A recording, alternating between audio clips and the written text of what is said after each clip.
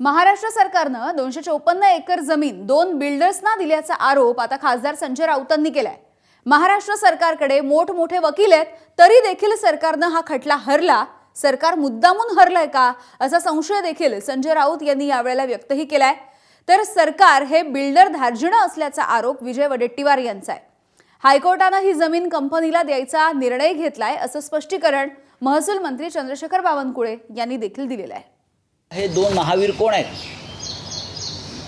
ज्यांना 254 एकर जमीन न्यायालयाच्या माध्यमातून अंधण देण्यात आलेली आहे। अंधण आम्हाला सगळं 10 फुटाचं कोणी घर देत नाही गरीबाला। इथे इस्टेट कंपन्यांना दिली जाते, तो पण न्यायालयामध्ये महाराष्ट्र शासनाचा पराभव होतो। या खटल्यामध्ये हा पराभव जाणून बाजून स्वीकारला आहे।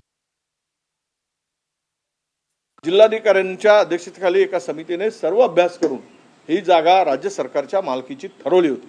त्याविरुद्ध कोकण विभागाच्या आयुक्ताकडे ते अपील गेलं। त्या कोकण विभागाच्या आयुक्तांनी तत्कालीन त्या विरुद्ध निर्णय दिला।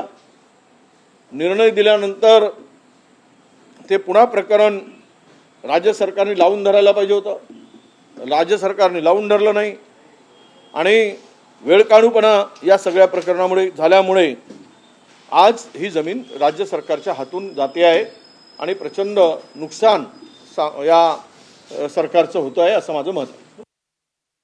उच्च न्यायालयाने त्यांचा निकाल कुठल्या आधारावर दिला याचा अभ्यास आम्ही करतो आहे आणि अभ्यास झाल्यानंतर पण हे मी आज या ठिकाणी आवर्जून सांगेल की महसूल संहितेप्रमाणे ही जमीन क्लास 2 आहे। या ठिकाणी संजय राऊतजीशी मी काल बोललो, माननीय वडेट्टीवारजीशी बोललो आहे। त्यामुळं आम्ही सर्व मिळून शेवटी ही जमीन काही आत्ता बावनकुळेंच्या काळात किंवा देवेंद्र फडणवीसजीच्या सरकारच्या काळात ही काही त्यांना अलॉट केली नाही आहे। 999 वर्षाची लीज आहे। 100 वर्षापूर्वी त्यांना ती जमीन देण्यात आली होती आणि त्यातनं ती लीज सबलेट करण्यात आली। मोठी हिस्ट्री आहे, पण यामध्ये आम्ही कोणाला सोडणार नाही। आम्ही सुप्रीम कोर्टात जातो आहे। एबीपी माझा, उघडा डोळे बघा नीट।